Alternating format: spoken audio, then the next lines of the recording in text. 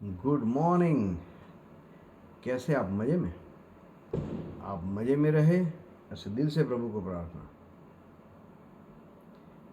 सुख जिसका outgoing free है, लेकिन इनकमिंग कितना भी पैसा खर्चो मिल नहीं सकता। तो ये सबसे बड़ी बात है कि सुख की हम अनुभूति कर सकते हैं, हम बाजार में से नहीं ले सकते। वो हमारे साथ में खड़ा है, लेकिन हम उसको आलिंगन नहीं दे सकते।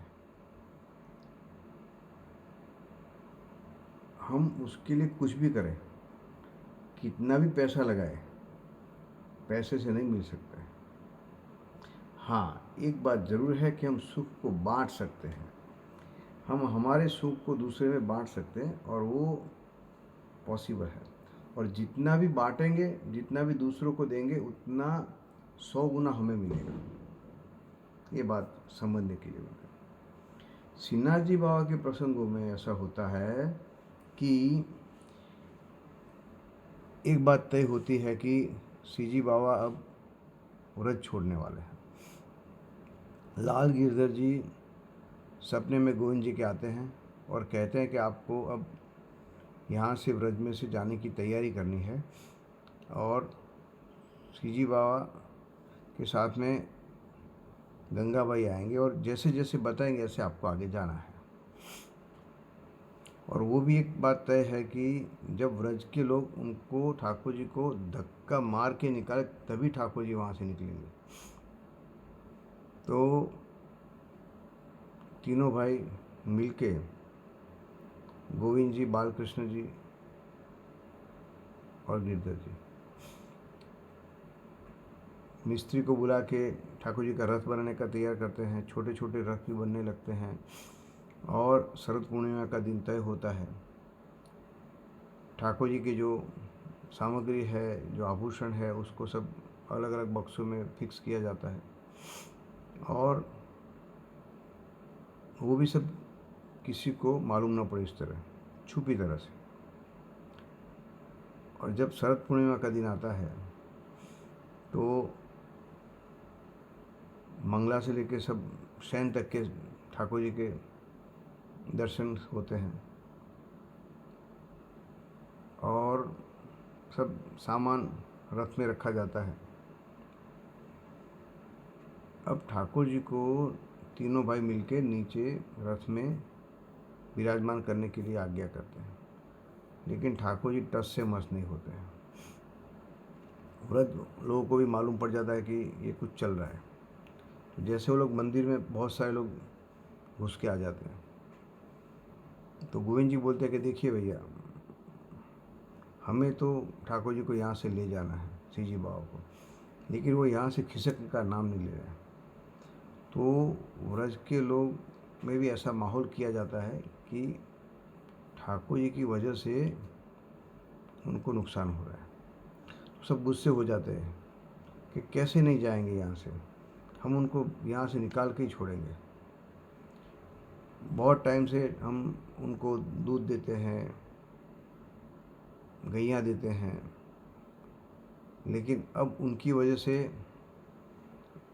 बादशाह हमारे पे आक्रमण करेगा, हमारे बच्चों को मारेगा। अब हमें ये ठाकुर नहीं चाहिए।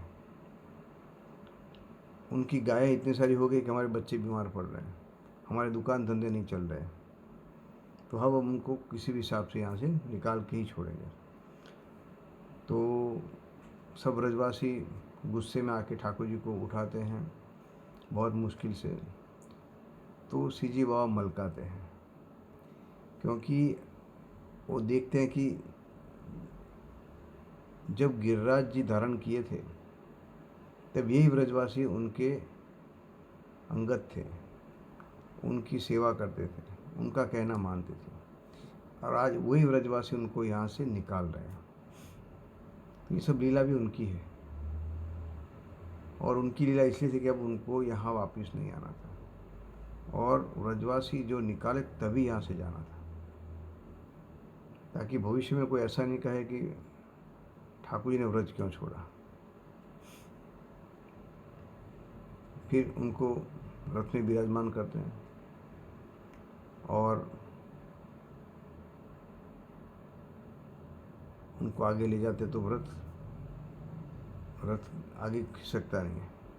तब मालूम पड़ता है कि गंगाबाई आए कि नहीं। तो गंगाबाई जैसे काम वन से निकल गए होते हैं, वो आते हैं, ठाकुर जी के वर्ण लेते हैं और रथ के आगे नारियल फोड़ते हैं